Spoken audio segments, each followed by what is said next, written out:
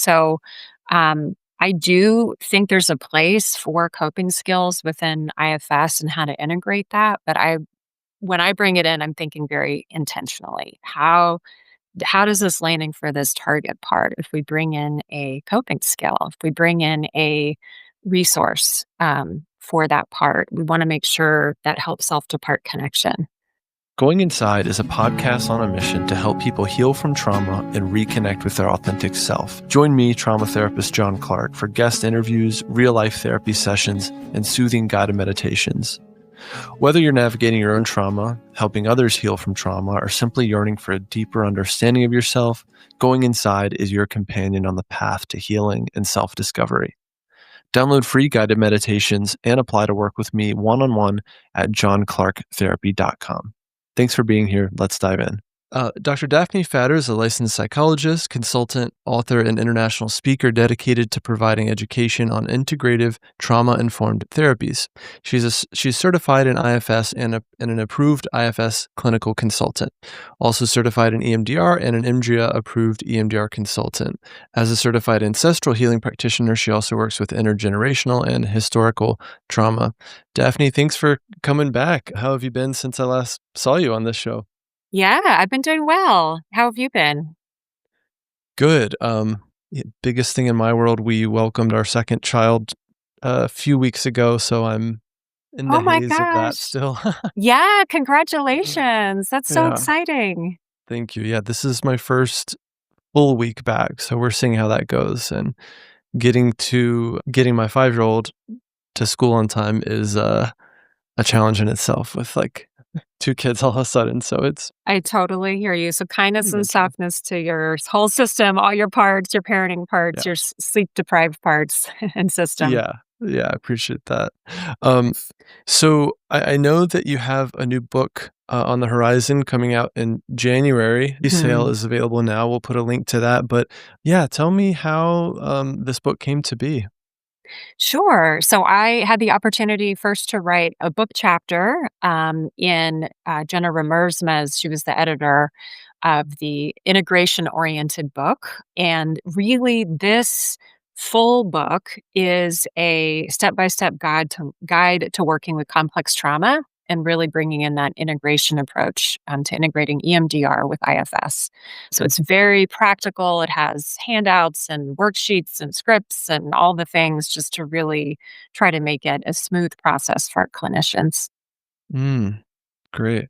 So yeah, this is building off of a lot of work that you've done on the integration of the two. And I see so much more out there around the integration of the two, and a lot of therapists pairing EMDR and Mhm. IFS together. So, yeah, what are your thoughts around that trend and a lot more clinicians doing this work?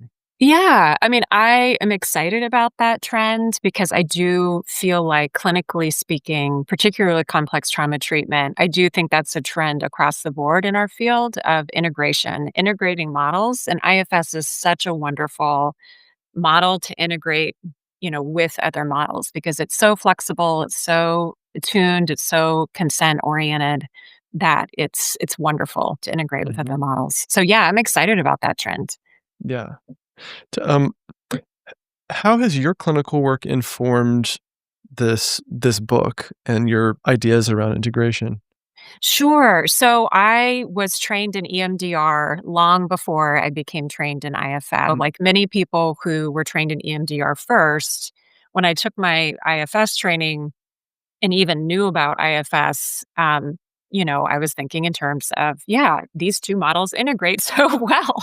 It was impossible for me not to see the integration opportunities. And really, in terms of my clinical experience, there really, um, I have not received really a lot of training or guidance around how to integrate these two models. So it's really been predominantly from my own clinical experience, particularly with complex trauma treatment. And I think the wonderful thing about integrating these two models is that it's not one size fits all. You have a lot of flexibility with when to bring in more EMDR reprocessing, when to really start more with an IFS lens with a client. And so it's just really trying to tailor treatment for clients. Yeah, what advice would you give to clinicians around that integration or that how to kind of create that custom blend of the two approaches.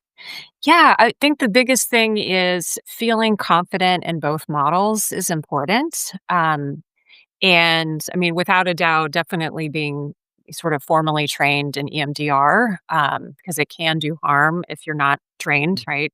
IFS is more flexible in terms of how much to integrate IFS into EMDR. But what I would say to clinicians is trust your gut.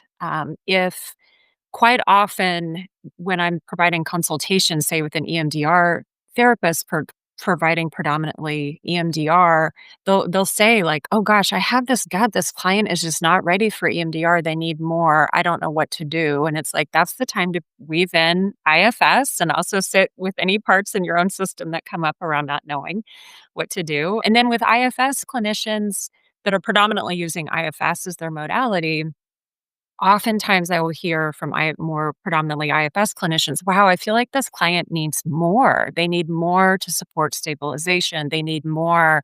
Or when they're, moving to befriending with exiles, they're getting so blended with multiple exiles and they don't, they're getting stuck in how to guide the client. And it's like, oh, that's a great opportunity to bring in EMDR.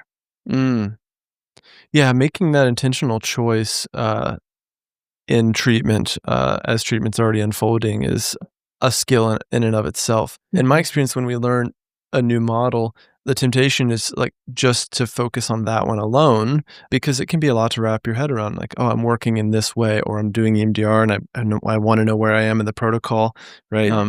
Not to mention, for a lot of clinicians, uh, in my experience with working with EMDR, it's the first time working with a protocol for a lot of folks. They can get very singularly focused on, like, "Where am I?" or "I don't wanna skip a step," right?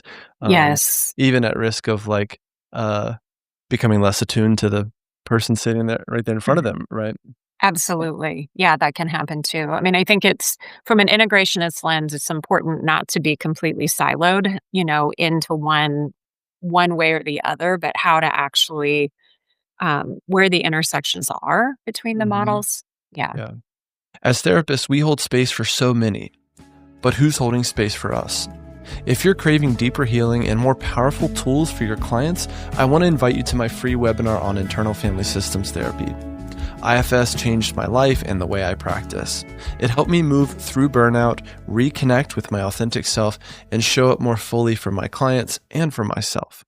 In this webinar, I'm going to walk you through what IFS is and why it works, a simple tool that you can use right away, and how to bring this work into your practice, even if you're just beginning. This is for therapists ready to go deeper. Join us now with the link in the description. So my group practice in San Francisco, it's a teaching practice, completely focused on trauma, and everyone is um, trained in EMDR at a minimum. Many are often trained in IFS, somatic experiencing, and working as integratively as possible. But from a practicality standpoint, a lot of clients, they learn about EMDR, and that's what brings them to us. And they go, I want EMDR, or I've tried traditional talk therapy. It hasn't worked for these Mhm. traumatic memories. So I heard about this EMDR thing, and they have a lot of enthusiasm for EMDR, which can also mean a bit of uh, an agenda, so to speak, of like, I'm here to do this thing and get to it as quickly as possible. So how do you do that dance with people that are, yeah, like very much wanting to get started with the EMDR? Sure. I mean, I think explaining that IFS is weaved into the EMDR phases. So, for example, even in phase one or phase two, particularly phase two, where we're doing an EMDR resource development, which essentially is coping skills, supporting stabilization. We can bring in parts mapping. We Mm, can bring in as a way, and we can do befriending. We want to mm, ideally befriend protectors, and that's done experientially, so that through that experiential practice of IFS, they are feeling like, oh, I'm doing something. Wait, I'm actually getting something from this. Um, with the psychoeducation that it's helping prepare their system and their brain for doing the trauma reprocessing. mm. So I mean, I think with a lot of respect to the client's protectors, any of which have an agenda around being ready. And I think readiness in terms of doing EMDR is really, really important to um, to assess. And I think that seeing how much access the client has to self, knowing that it's okay if the client doesn't have that much access, that's one of the benefits of EMDR, but we still want to ideally try to get consent of protectors before Mhm. we transition. Yeah. In my experience, sometimes we don't quite know how the EMDR is gonna go or the reprocessing, uh, piece of EMDR is gonna go until we kind of get there or put a toe Mhm. in the water, right?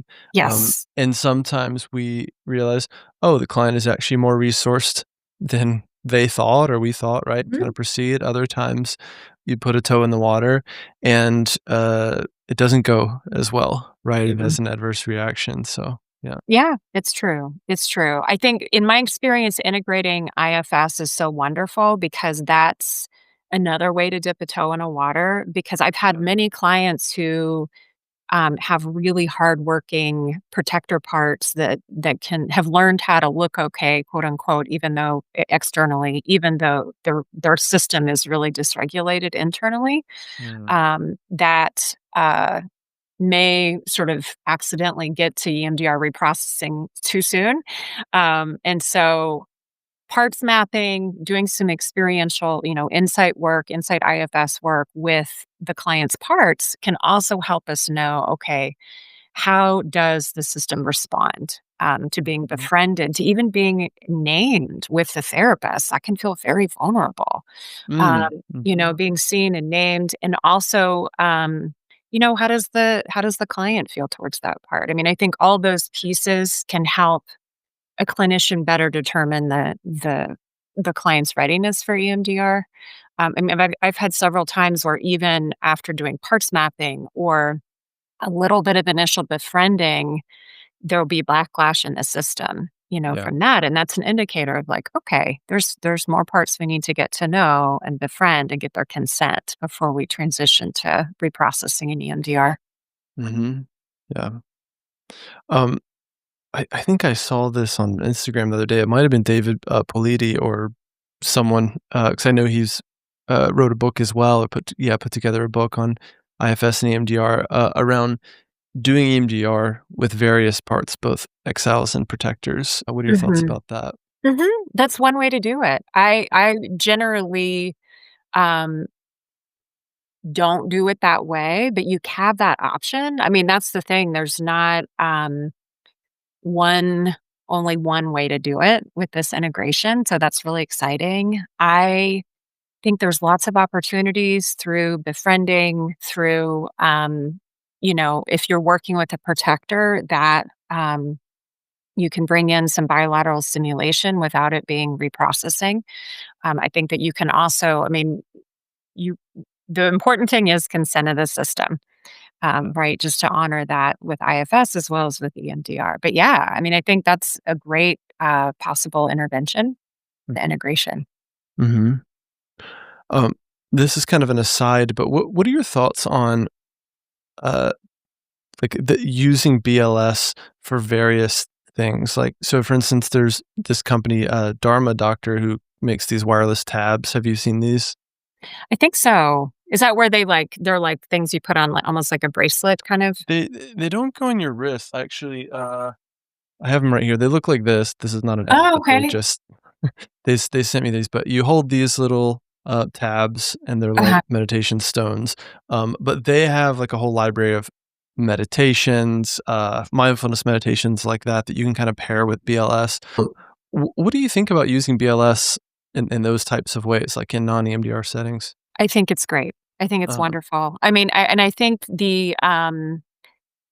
and I believe we might have talked about this last time I came on, but, I approach BLS in 2 different ways. So there's more the butterfly hug or the BLS, which is slow bilateral stimulation, and that can be integrated more for helping the client downregulate really intentionally. So if we yeah. bring in IFS with that, we would want to honor, does that help support self to part connection? Does it help co regulation between the self to part? And that's where I bring in also STAR, which self tapping for attachment, readiness, and repair. So that's if a client's blended with a part, say a really young part that is pre verbal, say an exile, dissociative parts. parts that are predominantly hypoarousal presenting. So there's some level of numbing or, uh, claps happening. And or also with really blended protectors to use bilateral stimulation as a message to send from the client's self to that target part. And that's different. While it might have physiological, a downregulating effect, it's really the intention is relational connection. So I think that you can use BLS in lots of creative ways, kind of Mm. with integrating them. Yeah. So fascinating the way you frame that, because I know there's also controversy is probably too strong of a word, but differences of opinions are in the IFS world around like teaching coping skills or not directly teaching coping skills. And my understanding is some of that is we don't want to send the message to parts that they need to calm down, right? Or Right. unintentionally shut down trailheads. Like if I have a client that comes in and just got in a huge fight with their partner and they're spinning out as they sit down, and I spend 20 minutes helping them regulate, right? I've kind of shut down that trailhead or communicated unintentionally that part, like calm down or don't be so worried or don't be ridiculous, even, who knows the messages that parts can get, right? But the way you're framing it more around connecting parts to self through BLS is kind of a new idea to me. Mhm.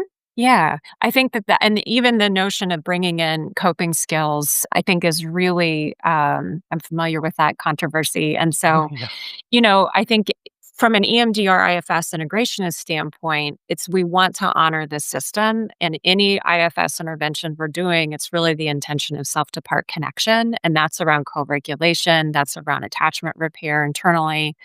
Um, if clients really don't have access to self, there is also a place for helping them find self, a sense of self through more traditional coping skills. And I want to also normalize for clients with complex trauma histories, things like relaxation may really activate parts. They may shift the sense of safety in their own system. So, I do think there's a place for coping skills within IFS and how to integrate that, but when I bring it in, I'm thinking very intentionally. How does this landing for this target part if we bring in a coping skill, if we bring in a resource for that part, we want to make sure that helps self to part connection. Mm. Yeah, I mean, what we do is such an art and such a dance in that we try to help clients be in this kind of optimal zone of arousal, but not so overstimulated things collapse, right? Or they go into Yeah. collapse. Um, and that's so delicate, right? And for folks with complex PTSD, it can be even more delicate, right? And even more tenuous and even sudden, right? Yeah. Yeah, absolutely. It can happen. It can surprise the client that it's happening. It can surprise the therapist that it's happening. So, yes. Yeah. And that can bring up a lot for the therapist, right? Around like, oh no, I must have done something wrong, or I've hurt my client, right? Or they're leaving the session feeling worse, right? Yes. Yeah. Yes. That can activate therapist parts for sure. Yeah. Absolutely. Yeah. Yeah. Um, So, I mean, I think in terms of coping skills, it's like how comfortable is the therapist? And I also think, I mean, coping skills can be used during the befriending process too. I mean, when I'm working with a client with dissociative parts, quite often I bring in movement or can we, we're breathing together. There's co regulation happening with my system, their system. So we're inviting that dissociative part to take in and receive the rhythm or the movement. And we're doing that together, so that there's co regulation happening all over the place between the therapist, the client self, and that part just for initial befriending, even. So, I mean, I think mm, there's room for it. it's a lot going on in that, and a lot of my work is supervising new clinicians in the practice, and walking with them as they go through hours for licensure, and so a lot of times folks are just trying to, again, like, really grasp one model at a time or be, like, doing IFS now. Yeah. Um, and I in my experience, when you get more experience, years of experience, it becomes easier to work more integratively, right? But Mhm. what's your experience with newer clinicians around, really integrating two models at once like this. Yes, I've had the same experience in consultation and providing consultation. I mean, and it took me a long time. I've been trained in EMDR for almost 20 years and Yeah. have that clinical base of being really familiar with that model before I got trained in Yeah, IFS. So, exactly. yeah, I was just so I want to normalize that for new clinicians, newer Mm, clinicians. That to me, it's more around okay, how can we help that clinician's parts detector because that parts detector and how they show up, how the clinician shows up in session can help them across models whether it be EMDR, whether it be IFS, in terms of is the client, state changing in terms of switching parts, what is the clinical presentation? I mean, I think there's some opportunities for kind of across models with even helping the clinician become more aware of their system and their parts and what they're noticing in their clients. mhm. Yeah. Uh, can you, pull back the curtain a little more on, again, on the book? And, you mentioned it's more yeah, kinda going from theoretical to more concrete for clinicians wanting to integrate the 2 models. So, yeah, tell us more about that, and where does the book begin in terms of teaching integration? Sure. Yeah. Great. Well, it really begins with opportunities right off the bat when you're forming a therapeutic relationship with a new client, opportunities to bring in IFS very quickly, because from that interaction with bringing in IFS early, you're getting a lot of clinical data to help determine is this going to even be a good candidate to at some point bring in EMDR reprocessing. And one of the ways that I do that in the book and that I do clinically with my clients is doing parts mapping and doing externalizing techniques. I have 100% telehealth practice. And so I do a lot of parts mapping because that's a way that's kind of easier to present an externalizing process online for clients. Mm, So in the book, I talk about lots of different ways to use parts mapping, particularly early on, including even towards the end of an intake. So, say in the first session or early in the second session, asking a client, do you have any parts of fears or concerns about starting therapy? mhm. Or fears or concerns about anything they disclose during the intake. Yeah. So, really, right away, honoring and welcoming in that conversation around parts and fears, normalizing fears, that it can help build working alliance early and help people get a little taste through parts mapping of IFS and this notion of parts. Mm. Yeah. Yeah, yeah, I wanna hear more about what comes next, but as yet another detour I'll take you on is, how do you do intakes in a way that really honors a client's system? Because, everyone does this differently, whether Hmm. it's like a true intake, like a 90-minute where the clinician is really working off of an actual intake or assessment form or Hmm. questions, or maybe they're reviewing what the client already completed, whatever it is.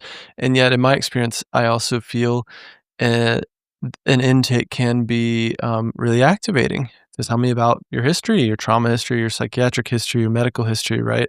And at the end of that session, it can feel like, oh, this wasn't really a session at all. It's just like an interview. And it can be, yeah, really activating. Hmm. Absolutely. Yeah. I'm lucky because I'm in private practice and so I have a little bit more flexibility with my intake Mm, process. So I typically break my intake into two 60-minute sessions. And I save the trauma history for the second session. And I tell the client right away. I gather some trauma history in my intake form, just like brief, snapshot. But the first session, ideally, I'm bringing in after, say 40 minutes of history gathering, going over, what they want to focus on, establishing treatment goals, et cetera, is to bring in IFS right away and pause and then say, okay, I know you've just shared a lot of personal information with me. This is the first time we're meeting. I just want to pause and check in and see, do you have any parts of you that have fears or concerns mm, about starting therapy? We then have the option of doing a parts map around that, gathering a little bit more data around that. That would be a very subtle, toe in the water. yeah. Or we can do some experiential, hey, just even how's that part responding to you, acknowledging it? What are you noticing inside? What are you experiencing? That's a little bit more of a toe dip in the water, just to Mm. see, to give people a experiential experience of of IFS, and I usually explain, would you like to try one of the modalities I offer? We can even try it today just for a few minutes if you want. Most clients are like, great, we're getting to it right away. Something. Yeah. Right. Yeah. So that's how I do my intake. And then for the trauma history one, that's typically the second session. I don't, and this is more my EMDR training coming through, I don't get into the nitty gritty details because I want to Yeah, be of course. really, really honoring of the protective system and just a little bit of the lay of the land of potential EMDR targets, but not intentionally opening the door into the weeds of all the details. That wouldn't Mhm. be trauma informed. Yeah. Yeah, that's great. I like how your intake process really accomplishes multiple things at once, but really, yeah, honors the client system. So I think a lot of times the practicality of just not having enough time to do a true intake and a Mhm. session or some, actual kind of, interventions, just depends on the setting and where you work and how many sessions the client can afford, whatever. There's those pressures too around like, "Hey, I'm here to kinda get to it," you know? Yeah. Yeah, it's true. It's true. Yeah, and I'm like I said, I have the privilege of being in private practice to have more flexibility around that, but the reason I intentionally wait to do the trauma history because I tell the client, I want the client to know what we're gonna do that next session. That can build working alliance. I wanna be really transparent about that. Mm, And what I've also observed is the client has the opportunity to practice some self care before that session. I've had clients come in and say, okay, like I'm ready. I have my list I want to share with you. I've also had clients decompensate and have backlash in their yeah. system, and that's a lot of clinical information for me right there. Just even in that choice to Mhm. wait to do the trauma history, but tell them, hey, I'm gonna want a snapshot next session. That's helping me really get to know you. And we're not going to go into the weeds. It's just more, rough age and Yeah, the particular trauma. So, yeah. Yeah, clients don't one way I think of it is clients don't necessarily know what we need to know in order to help them. Now, Mhm. folks will assume I need to know all the details to help them, right? Yeah. And or this whole, like, trauma dumping, trauma bonding, Mhm. ideas, that happen out in real life of, like, I need to just spill it all, or it can feel like almost a compulsion to do that, and I think some of that is like a bid for connection or a want to be witnessed, or maybe this person has gone through something horrific as well, and sometimes maybe it will bring you closer, and other times, it can just stir things up where people can have this kind of like vulnerability hangover. People are just wondering Absolutely. like what to do with all this trauma, what to do with these memories, what to do with these feelings of worthlessness, right? Mhm. Yeah. Yes, they are. They are. And typically, I mean, I think clients that tend to, if they know about integration options and if they seek out a therapist that integrates both EMDR and IFS, typically they've tried other therapy options that weren't beneficial Right. for their Right. system in some way, shape, or form, or it wasn't a good fit with a clinician. And so typically they're like, I am ready. Like, there's a level of despair in the system that can show up around like urgency to get to it, in Yeah. terms of the trauma processing. What do you think? Anytime I learn a new model, I try to oversimplify it for myself and think like, what is the medicine here? What's like the 20% of the model that's really producing like a lot of the 80% of the results? Um, Lately, I'm thinking a lot about this witnessing piece, right? Or when we get to some of Mm, these core memories, when we get to these uh, wounded exiles, a lot of what they need is just witnessing, like really, mm, mm, really sincere witnessing, and sometimes that's enough for the part to unburden themselves or come into the present or whatever, right? mhm. And then the client experiences a real shift in their life and in their mental health. So, yeah, what do you think is kind of like the magic of each model? Yeah, absolutely. I mean, I do think that's a place where EMDR and IFS intersect is around the witnessing process. Yeah. In, IFS, obviously that's its own step being, with the IFS steps, and in EMDR that really happens naturally through the reprocessing. Mhm. But I do think that is part of the medicine. And ultimately, I feel like it's how both EMDR and IFS approach traumatic memory.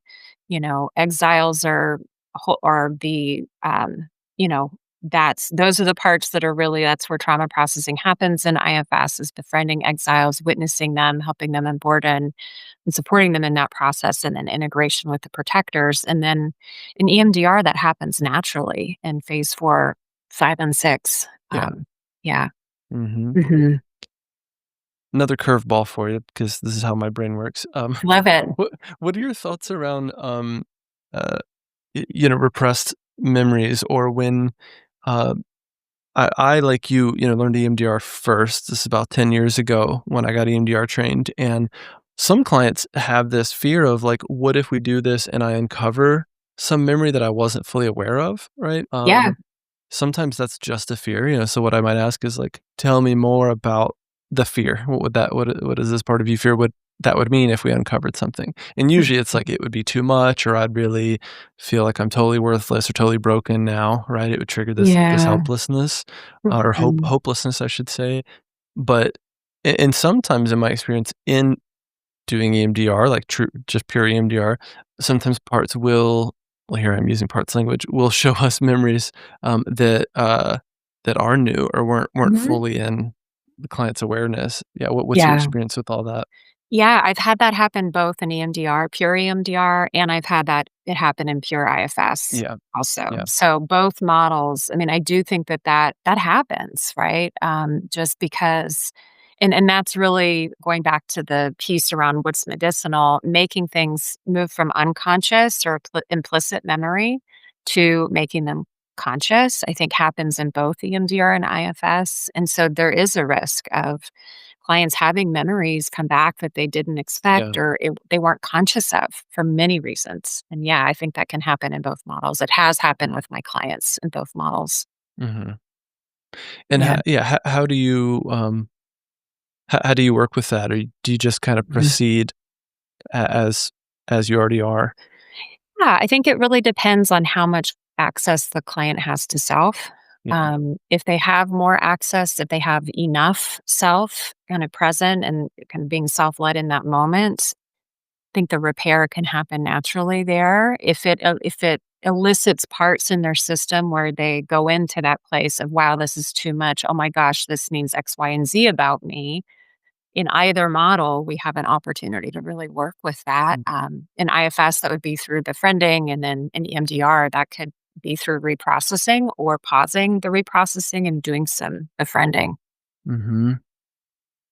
Yeah, even before I came to these 2 models, and for what it's worth, my initial training was very psychodynamic, interpersonal process, Irvin Yalom kinda Mm. stuff, and then worked under a CBT purist for a couple years just to kinda get that side of things, and, we talk about core beliefs, of course, which are, Mhm. again, baked into EMDR and IFS and pretty much any model, right? Their internal Yeah. working model is how interpersonal process would put it, and so but for many of us, we have parts that hold this belief or fear that something is threatening to make me unlovable, and then my Mhm. unlovability is, like, about to be witnessed, right? Mhm.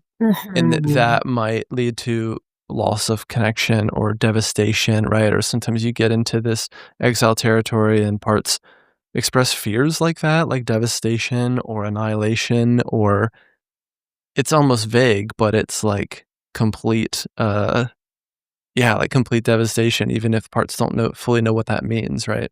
Yeah. Yes. Yes, I've encountered clients that have had those experiences as well. And, what I see a lot is shame. Shame, and Yeah. the belief that I'm gonna be so defective that, or I am so defective, there's nothing that can get Yeah, me out of that Daphne can't help me. defectiveness.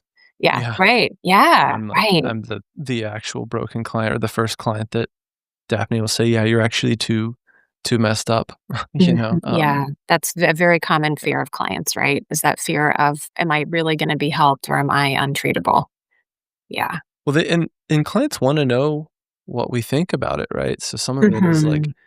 are these things that happen to me, like, they are, like, repulsive or unacceptable to parts of me, but also, like, wondering what the therapist thinks. On the other hand, I have a lot of clients with tremendous trauma histories who think, that they have parts that go, John is probably bored by this. He probably thinks this is, like, not a big deal. He probably has Mhm. got someone in the lobby with way worse issues than me, right? And Wow. that can be a Yeah. real impasse to therapy too, because this is Mhm. this deserving, idea, which in quotations, like, I heard someone say deserve is, like, the most violent word in our language, but Mhm. there's this sense of, like, do I even, again, deserve, like, healing or to be here at all, or do I Mhm. deserve, like, John's help and connection?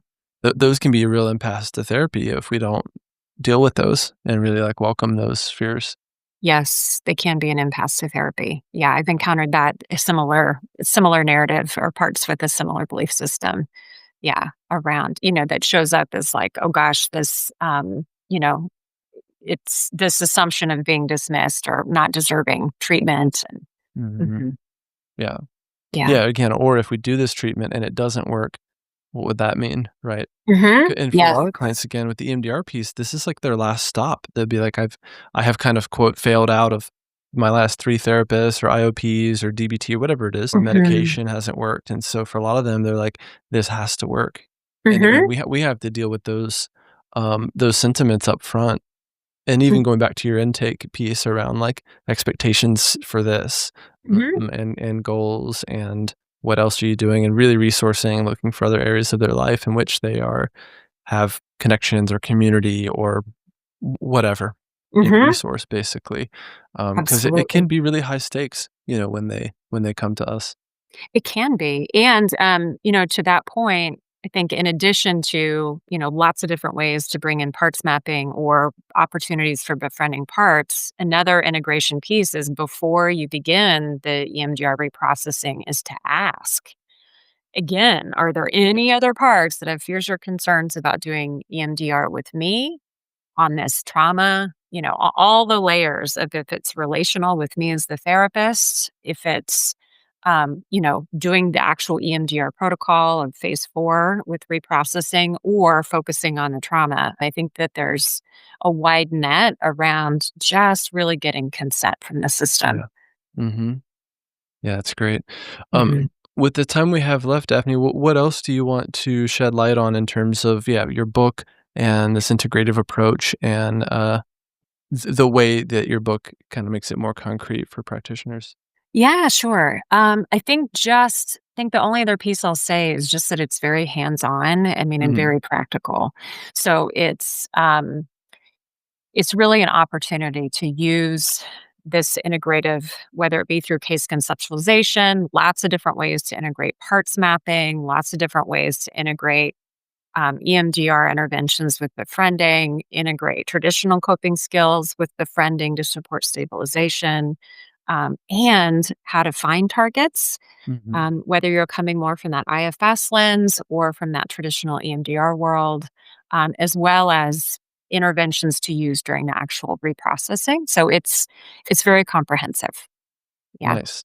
yeah. I'm excited to read it. I forgot to ask the name of it, by the way. Sure. Yes, it is integrating internal family systems into EMDR therapy, a step by step guide to complex trauma recovery.